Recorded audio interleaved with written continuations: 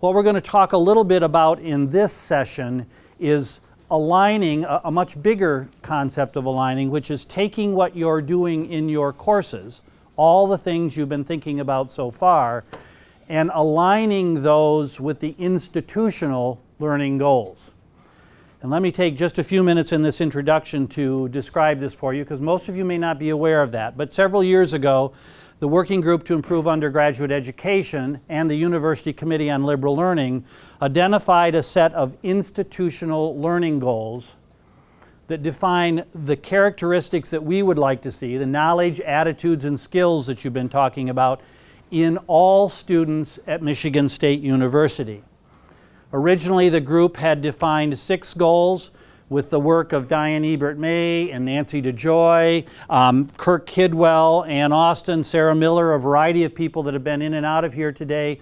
Those have been refined to 5 institutional learning goals, and each of those goals has specific dimensions or outcomes that further characterize the goal.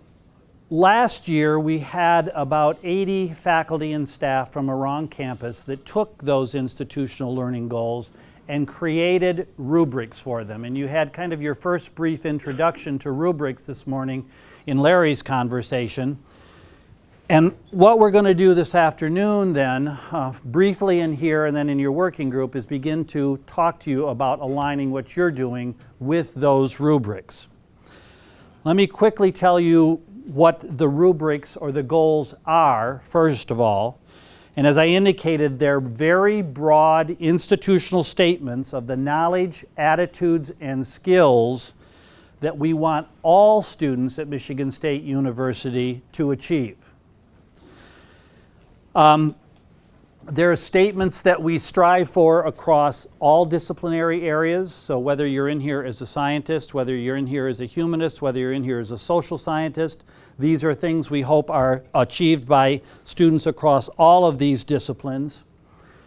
What they are not, which is maybe even more important, is number one, a set of hierarchical types of goals. They are very integrated in nature, and you will see them shortly.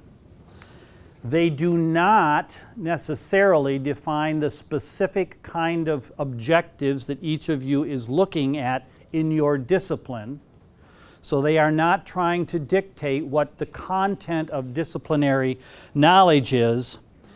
And there is no expectation that any one course or any one program at this university will assist students in achieving all of the outcomes or all of the goals that are there. In fact, they were designed by these groups to look at the totality of learning experiences that students have, whether they be in the courses that you're teaching, or in the residence hall, or through study abroad, or through internships. All of those learning experiences are where students will achieve or gain the competencies defined. So with that, I'm going to turn it over. There are 3 presenters this afternoon. Dr. Kirk Kidwell, who is the Director of the Integrated Studies in Arts and Humanities. Dr. Jeff Grable, who is the Chair of Writing, Rhetoric, and American Culture. And Dr. Julie Labarkin, who is faculty in Geology and Associate Director of the Center for Integrated Studies in the Arts and Sciences. Kirk's going to give you a brief introduction to the rubrics and the goals and some examples of how they're used in IAH. Jeff's going to continue and give you some examples of how it's being used in Tier 1 writing at Michigan State University.